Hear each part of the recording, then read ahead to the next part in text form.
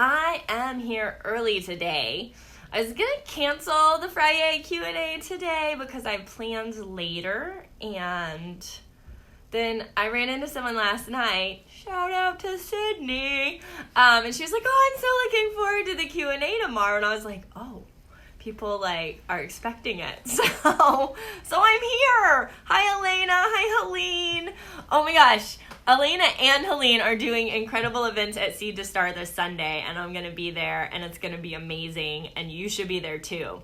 But you have to be a Seed to Star member to come to Elena's event, so you should also get a membership at Seed to Star, because that's where I work, and that's where I do Reiki, and we have other forms of energy work at Seed to Star as well, and that's what we're going to be talking about today. Hi, Alexandra. Hi, Jill.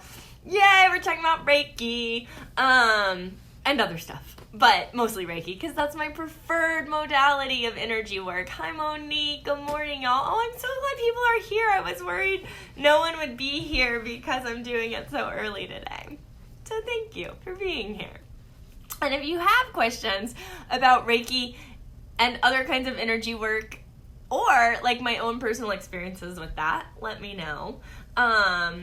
But it's like one of the main things that I do as part of my work as a priestess, as a witch, as a supernatural social worker, as a holistic energy practitioner, all these different names and titles and things.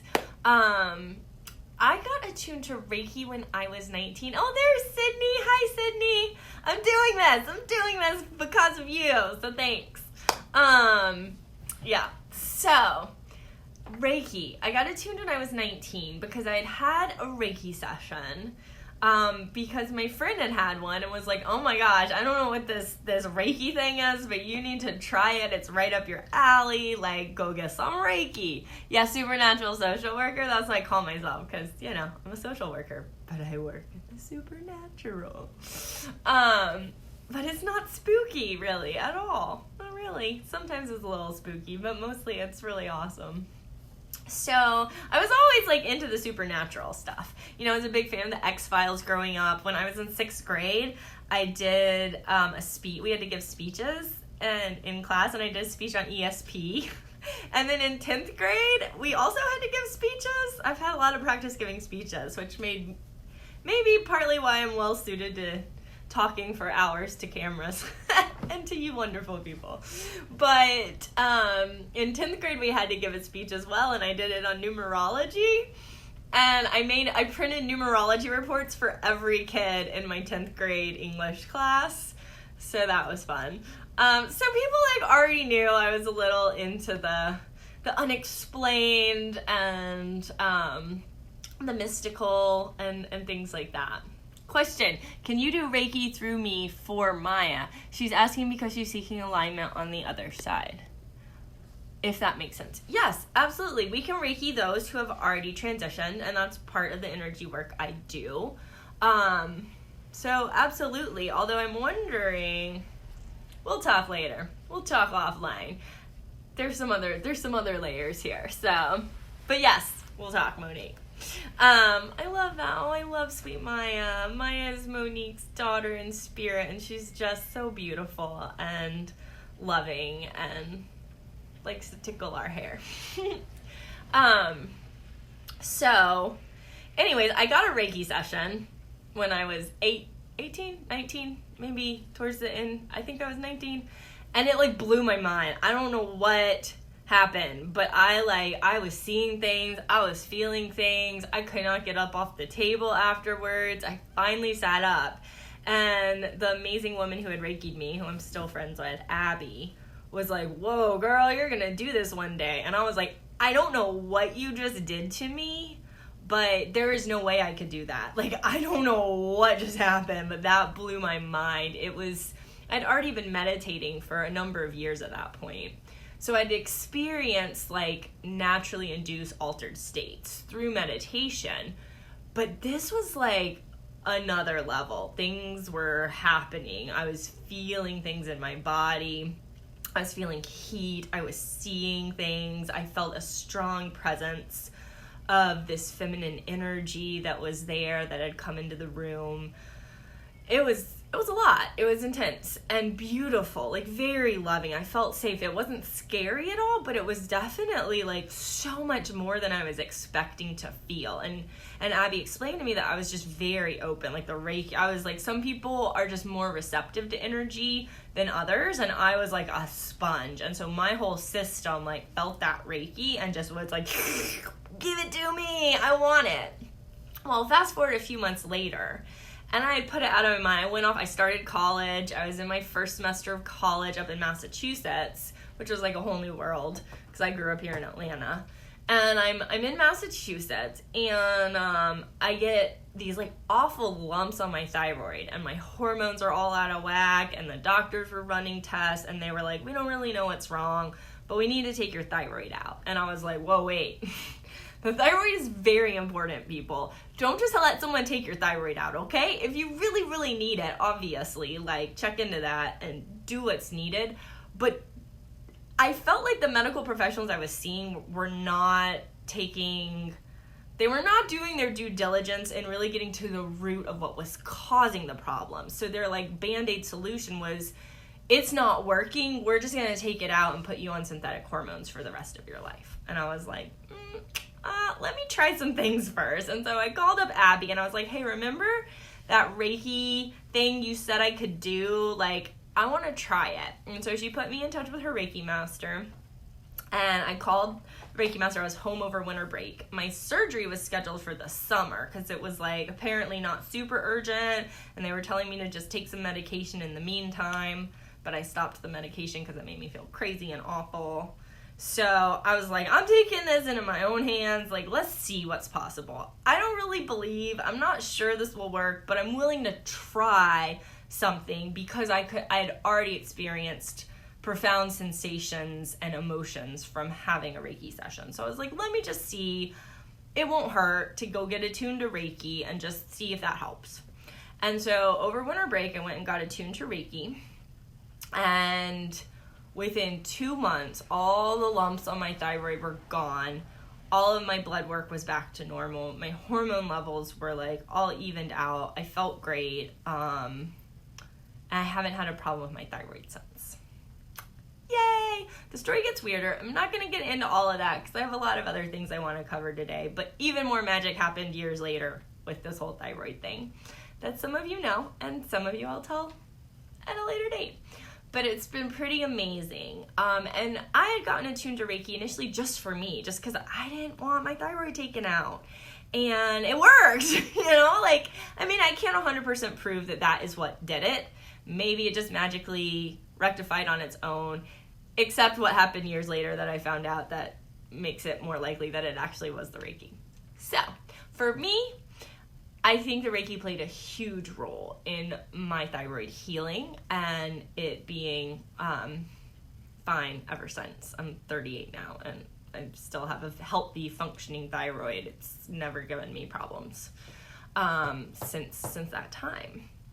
So Reiki is an energetic modality. There are lots of energetic modalities. There's quantum touch, there's pranic healing, there's a million. There's people are always reaching out to me about, hey, have you heard of X, Y, and Z? And most of the time I'm like, nope, haven't heard of that, haven't heard of this. So there's just tons of different modalities. I feel like someone invents a new energetic modality probably every week. And that's not to say that they don't work or they're not great.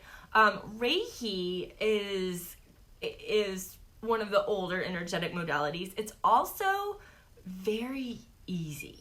Literally, like, once you get attuned to Reiki, all you have to do is, like, let it flow.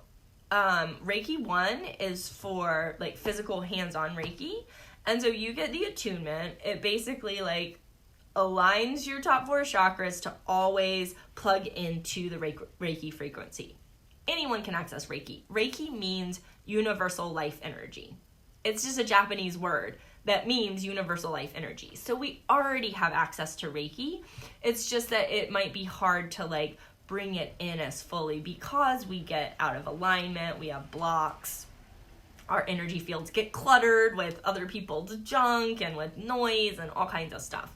So when you get attuned to Reiki, it aligns your chakras. I compare it to creating like a preset radio station right? Because like what are radios are like waves and frequencies, and you create this preset station where you can always boop, here comes the Reiki. And so that's what like the attunement is kind of like. And so you get attuned to Reiki, and then you can always, you just put your hands on yourself and the Reiki starts flowing. If you get Reiki level 2, it allows you to do distant Reiki, situational Reiki, so you don't have to put your hands on someone to Reiki them.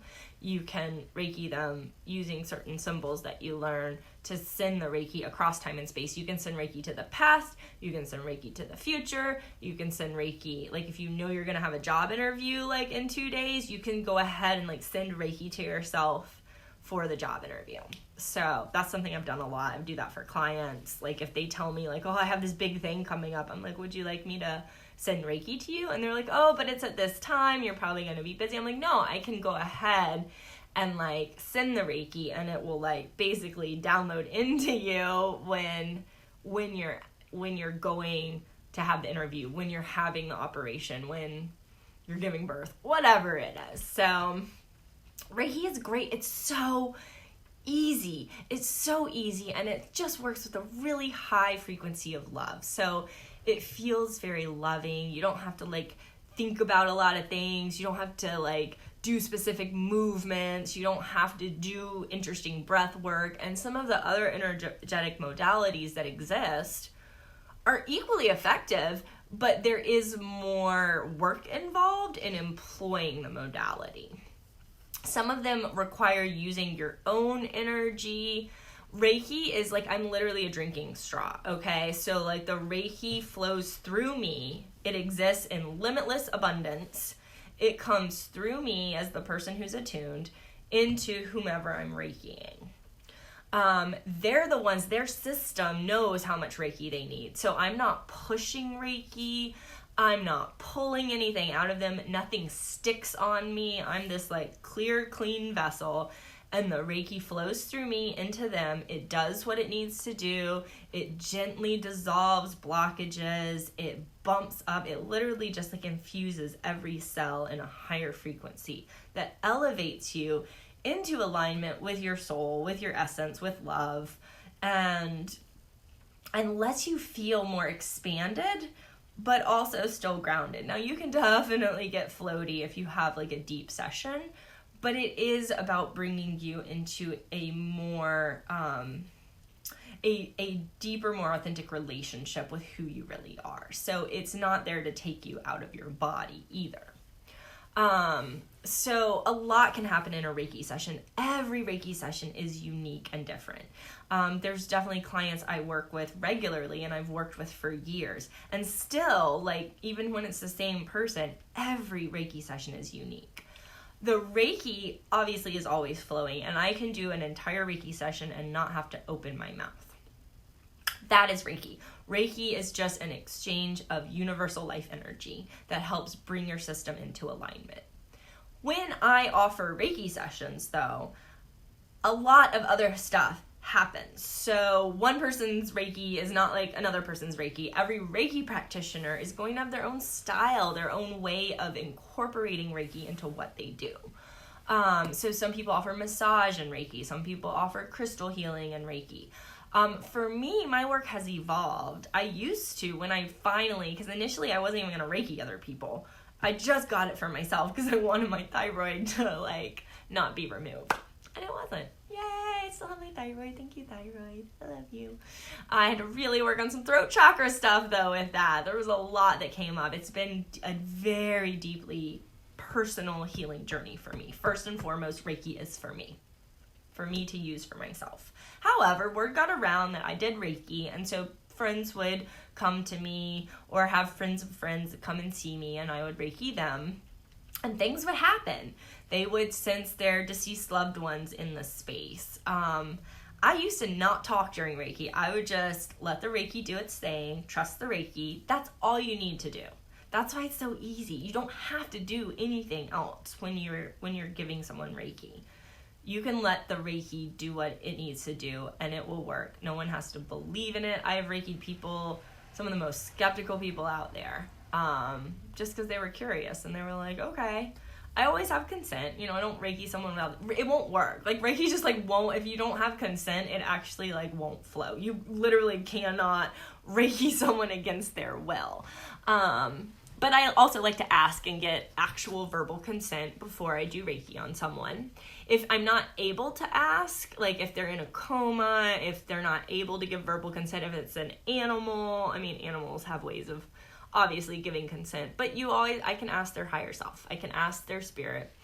And again, sometimes the Reiki just starts flowing, and I take that as consent because the Reiki won't flow if it's not wanted.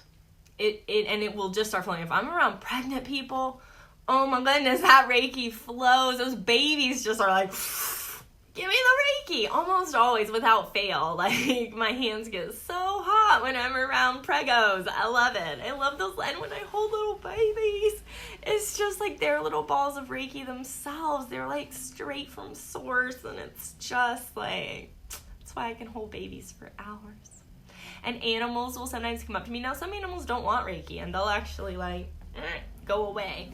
But a lot of times I'll go to someone's house, and their dog or whatever will come up to me, or their cat. Sometimes it's a bird. Oh, Crystal, that was so sweet. I'm one of your favorite humans. Likewise. Oh, my gosh, y'all gotta check out Crystal. She's freaking badass. I just love you. I love you so much. I really need to, like, spend time in your actual physical presence soon.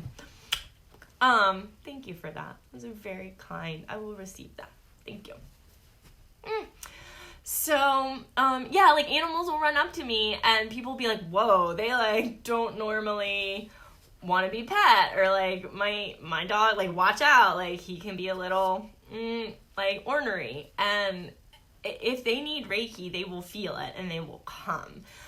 So sometimes, like, I'll be at someone's house, and I'll have, like, animals, like, glued to me, and, like, their kids are, like, on me, and I'm like, it's really just the Reiki. Like, they feel the Reiki, and I can't stop it from, if it wants to flow, if people or animals or plants in my space are wanting Reiki, the Reiki will just, like, it just oozes out of me, because it doesn't only come out my hands, it comes out your heart chakra, it can radiate out through my whole energy field.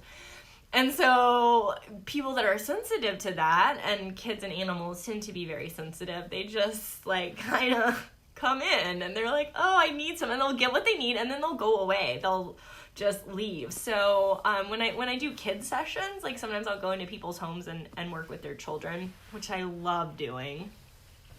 Those sessions aren't, like, you'll book me for an hour, like, because we do other things, and I like to talk to the parents as well. But, like, when you Reiki kids, it's not, like, unless they want this. And I do have a couple clients that are kids that want the, like, I'm going to come, I'm going to lay down on your Reiki table, like, I want to be treated like an adult. And then I do it. But even then, it's a shorter session because kids are efficient. They move the energy a lot quicker than adults. And so my Reiki sessions with kids tend to be anywhere from, like, 10 to 25 minutes long.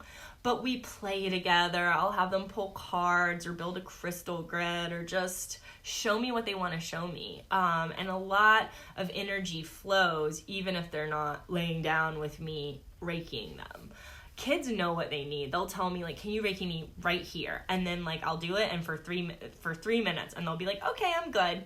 And so you just respect that. Yeah, Erin's totally, like, a potent little energy worker. She's doing the Reiki. She didn't even need to be attuned. She just came in attuned, and so some kids are like that, too. Some kids are, like, already doing their own energy work. Respect that. Honor that. Thank them for it. We have Jonah's best friend Erin. When she was like 2, she was like in her mom's baby carrier, and there was a kid in IKEA that was like screaming and crying, really upset, like uncomfortable. I think just like overwhelmed little girl. And Erin like went over. She was like, her mom went over to this other mom. And Erin, the little 2-year-old Erin, like, reached over and, like, put her arms around this other child. And the child just, like, calmed down. And it was, like, the most beautiful thing. I think we have pictures of it. Oh, I need to write a book one day about all these beautiful stories. And Erin just, like, basically like does her magic, does her little energy work on this other child, and the child calms down, the mom settles, like, and it was just this beautiful moment in IKEA of all places. So energy work is happening all the time. We're always doing energy work. I always tell people, even just deep intentional breathing, every time you breathe, you're doing energy work. You're literally moving energy into your body.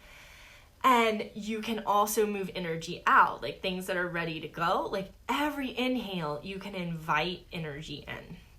Again, you don't have to be attuned to Reiki to do this. The energy exists. It's available to everyone. Just make it intentional. Just breathe it in and exhale it out. And you're doing energy work. So you can do your own energy work every day. You can place your hands on yourself and imagine like warm golden light going in. Or if you're really hot and you like cool stuff, you can imagine cool flowing energy moving in. You know, like I've done that before when I've gotten like a burn that was like really not feeling good. The Reiki tends to be like hot. So instead of like intentionally like putting my hand there and raking it, I used my breath to imagine cool healing energy going. We can like use our imaginations and create all kinds of things. The important thing is that you actually feel it. If you can connect with like, okay, I'm feeling this. I'm connecting with the feeling of cool energy moving down me. You can actually cool yourself down. You can also warm yourself up. If you're like outside and it's really cold, there's ways of like generating heat from within your body using your own energy.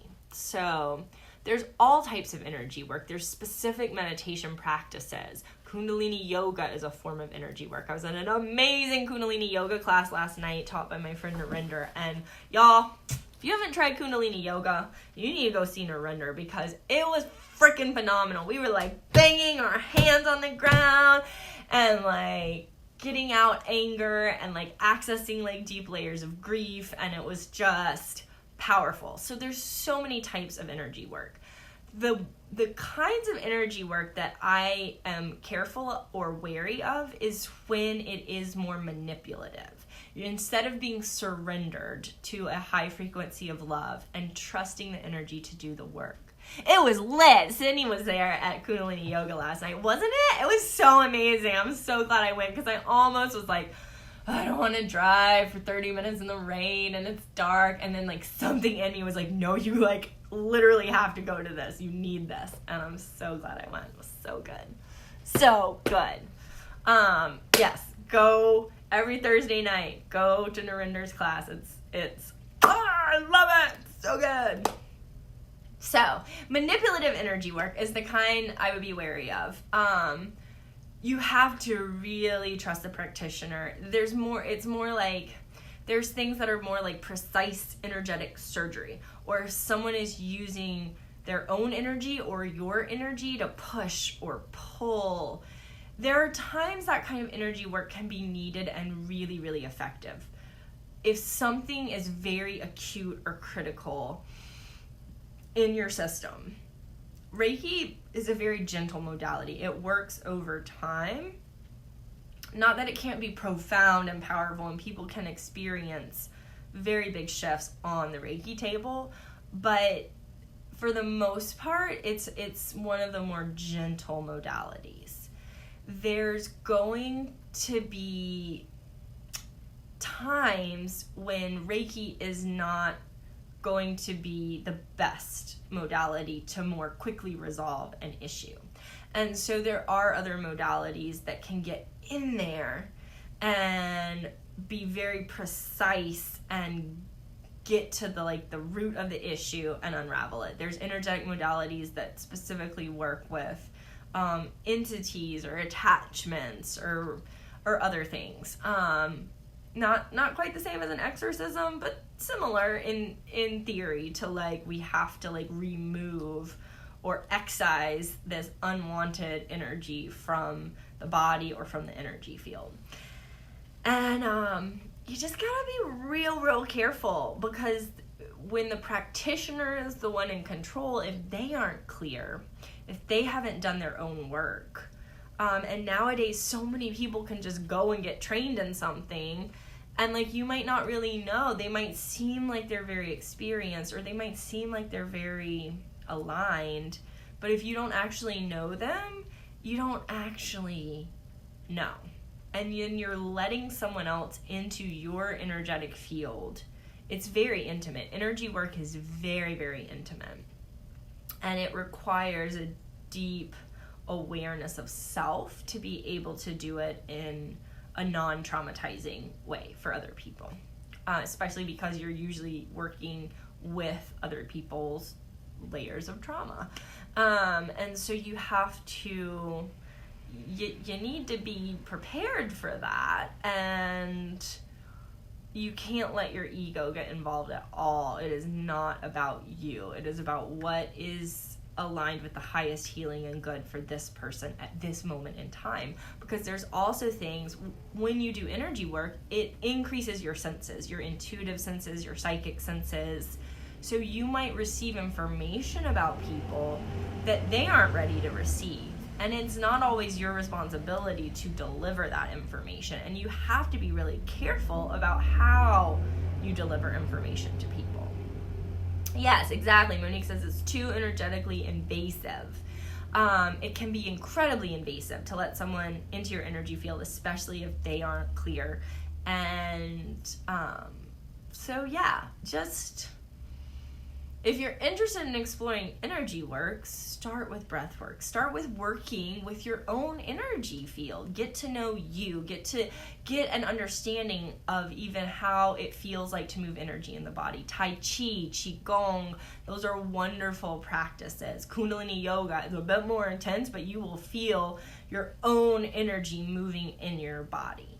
And then maybe move into a more gentle modality like Reiki, where you can experience energy moving into you and through you, but in a way that isn't super invasive, because your system is actually the one in control of the Reiki session. It's a very surrendered to the flow of the love kind of way of doing energy work. And so that's my recommendation. I'm very careful in particular about who I will go to for energy work. Most of the people I see are also Reiki practitioners.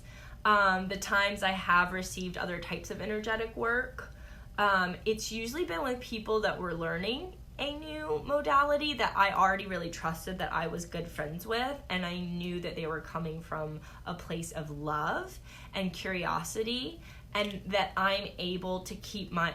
No one can interfere with my energy field. So when someone else is doing energy work on me, I always go ahead and set my energetic boundaries, that only what is in the highest healing and good is allowed in my space. So even if they were to come and try to do something, it wouldn't work. Whereas people that are just opening themselves up, saying, hey, here's this person that's trained in this modality, like, yes, you have access, you have full access to my system, then they can get all the way in there. I don't usually allow that, even with people I already really trust, if I know it's a modality that is a little more invasive or requiring more of the practitioner themselves to be doing things.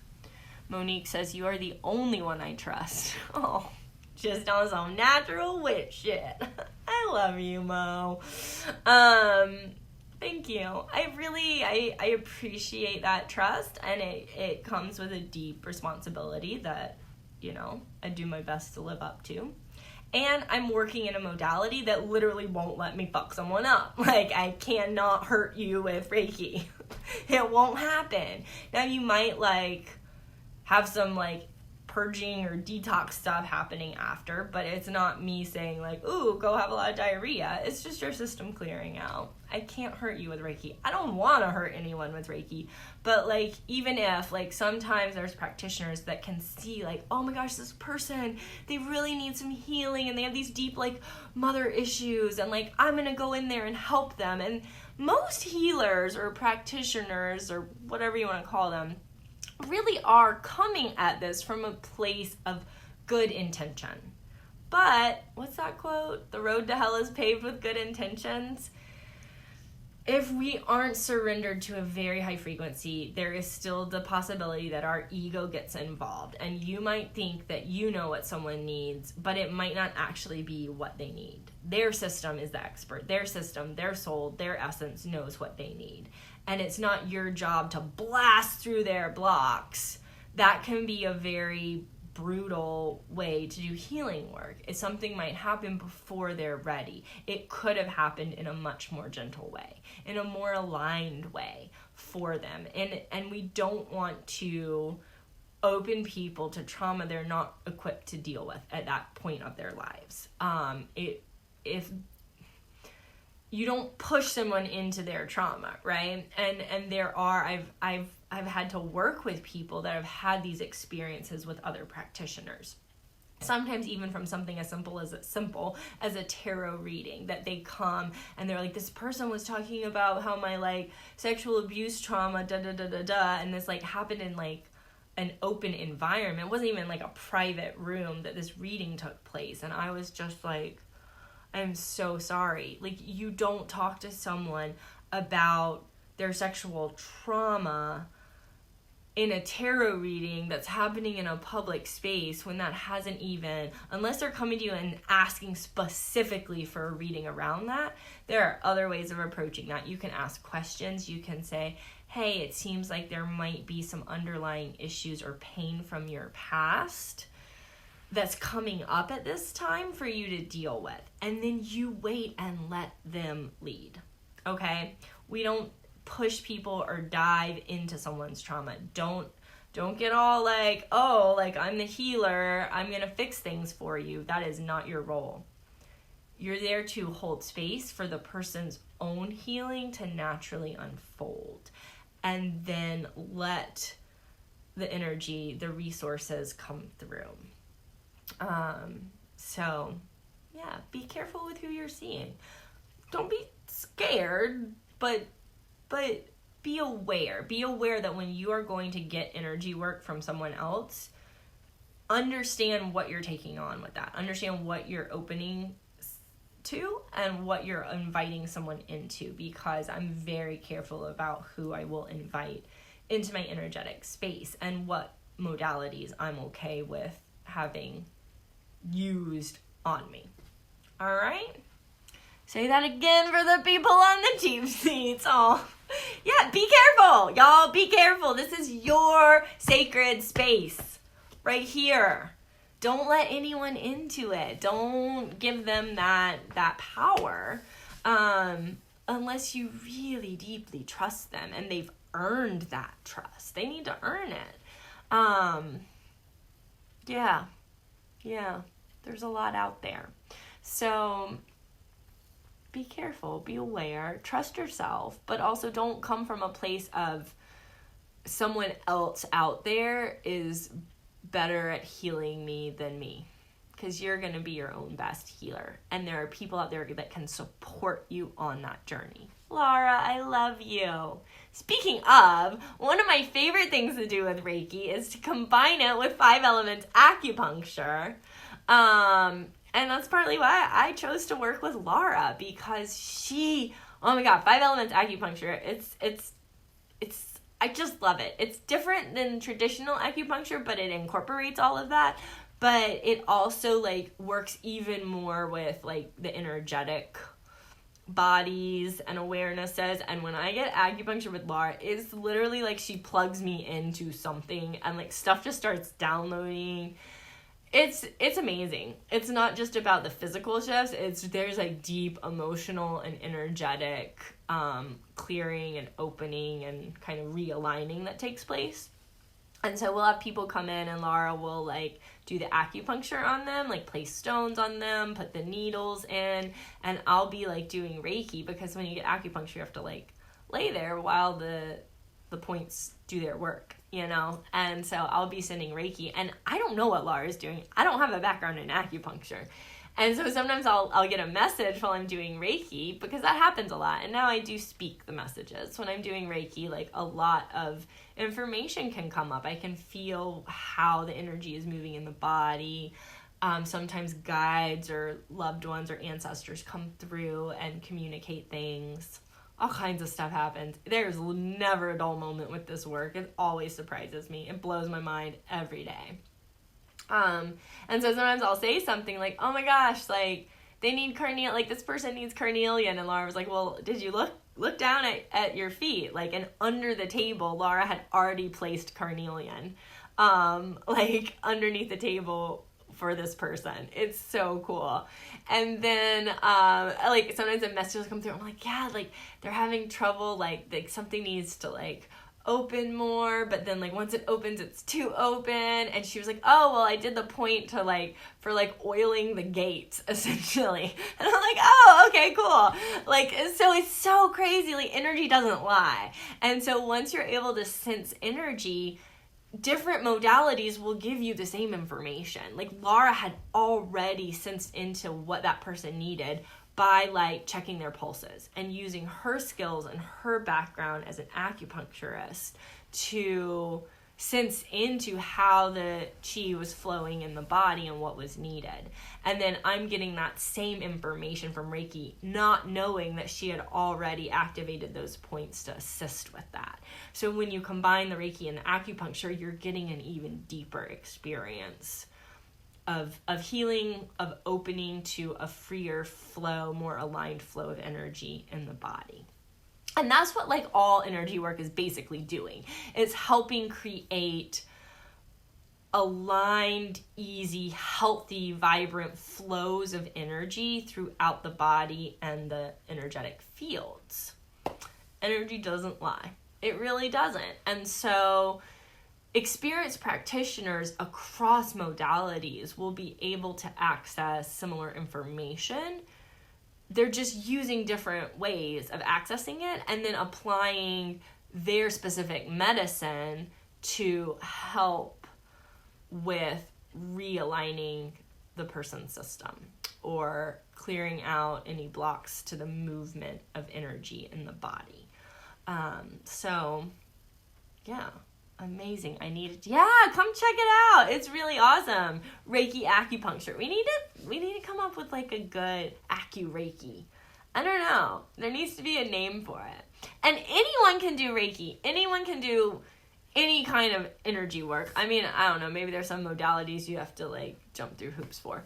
But basically, like, we're all energy. You're already working with energy. If you are alive and breathing, you are already an energy worker. It's just how consciously you're working with the energy that's already moving in and around you. Reiki puncture.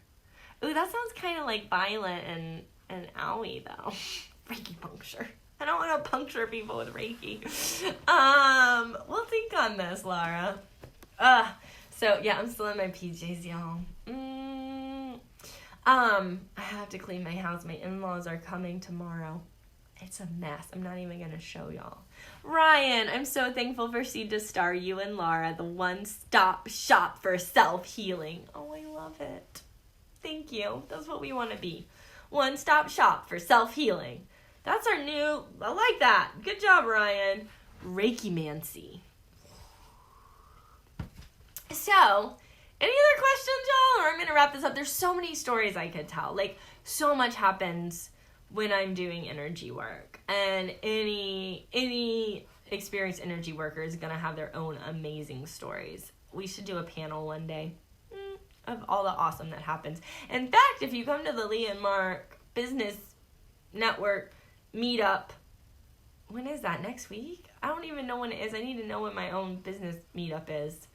But we are going to have a panel of me and Laura and Natalie from Phoenix Wellness Center and Sarah Price of Neon Cardigan. And you can ask us all your questions about how we run businesses, but also, like, using magic and energy work to weave them through our work we do. Next Thursday. Thank you, Laura. My brain is just mush. Y'all, this Mercury retrograde has, like, totally, like, obliterated, like, my life.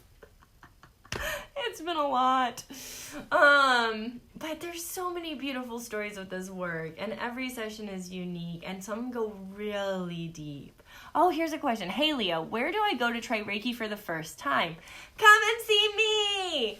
There's a lot of great practitioners, though. You don't have to come and see me, but I'm in Decatur. And I do Reiki, and I've been doing Reiki for almost 20 years. No, for 20 years. There's also at Seed to Star, we have Kelby, who's also a Reiki practitioner. Every Reiki practitioner is going to have a little bit of a different style, so find someone you feel comfortable with. And then there's Janet Raftis, who gave me my Reiki Master attunement, and she is at the Center for Love and Light. Yeah, there's a lot. Dana Young is also, I think, in Decatur area as well. So let me know where you're at, and we can find you like the best Reiki practitioner. And then if you want to learn Reiki, I can now attune people. I need to set up some classes. I'm still letting my Reiki master integrate, and my son asked me if he could be the first person I attune. So I need to do that. I'm going to be attuning my son to Reiki. And then I can start attuning other people as well, for people that want to learn. But there's a lot of great practitioners. So you just book a session and come and try it.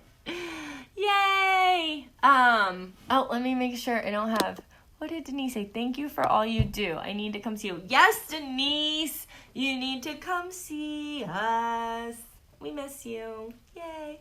Laura and I hosted an awesome retreat a couple months ago, and we need to do that again too, because sometimes it's nice to just get away. Sometimes energy work happens in groups, and Laura offers community acupuncture every week too, if you ever want to just come and try like a little bit. You get a full acupuncture session, but you're in a group, and instead of being like in a private room. And I'm going to start doing Reiki shares at Seed to Star as well, so that people that are already attuned to Reiki, we can like trade Reiki with each other. So that's coming as well. So 2020 is going to be a year of some big magic and a lot of support available for all the changes we're going through, because people are opening up left and right. The new paradigm is here. It is coming. It hasn't been fully 100% installed or whatever, but like it's here. And my other peers in this field, we are all like every day we're like texting each other, calling each other, like, oh my gosh, it's popping right now. The people are coming out of the woodwork to come and get energy work and to learn about how to like open more and how to trust their intuition. And it is just like, I've never seen it like this before. I've been doing Reiki since I was 19, and like it's a whole new ball game these days, which is really exciting. It's really exciting to see how many people are opening to this, how many people are using these tools, and the actual amazing like sustainable positive changes that come when people start incorporating energetic work into their lives. It can be so simple and yet such a beautiful and profound personal practice to have some type of energetic work as a part of your daily practice and life. I don't know how I would have gotten through Jonah's like early years without it. Like I Reiki that kid every dang day. I Reiki him to sleep. I Reiki him when he has an upset stomach. My child, I can count on my hands, one hand, the number of times my child has actually thrown up. He's so healthy. And it's a lot of reasons, but I think a big part of it is the kid gets Reiki every freaking day. Like, every day. So it's a wonderful tool to have if you're a parent, if you're just a human on the planet trying to like be an awesome human on the planet, like get some Reiki and acupuncture. It's good stuff. I lost your comments and I wanted to scroll down. Yes to the Reiki share. Yes, I need to get all my new Reiki Master friends from my Reiki Master cohort to like come and maybe we could do like a clinic one day too, so that it's not just for us. Like I want to do stuff that's just for us to share Reiki. But would y'all be open, my Reiki Master, my Reiki peeps, to doing like a community kind of clinic day? Like, didn't Dr. Sui used to do them? We should talk about that. We should talk. Oh my gosh, we could set up like shop somewhere outside once the weather's real nice again, and just like have like a massive like Reiki day, like world record number of people Reiki'd. Let's Reiki Atlanta and beyond. Let's go out into the communities. I go to Covington a lot and like work with some beautiful people there. Yeah. Let's spread the Reiki. Reiki clinic share would be awesome. Yes. And Patty, I want to talk to you more about your idea to like let the parents of kids in the hospitals learn Reiki. Because I would love to come and maybe I can get a group of Reiki masters to come and we can like attune the parents so they can be Reikiing themselves and their kids that are in the hospital. Y'all, there's so much we can do. Okay, we're going to help all the people, Laura, but also with good boundaries and prioritizing our own self-care so we're not burnt out. But, like, look how many people we know. Look at this. Y'all. Let's spread it. Let's spread the love and the energy. Oh, my gosh. We're going to have the most beautiful community ever. Thank you. All right, I'm going to wrap it up. I got stuff to do today and people to hang out with. Mwah! I love y'all. Thank you for being here. Goodbye.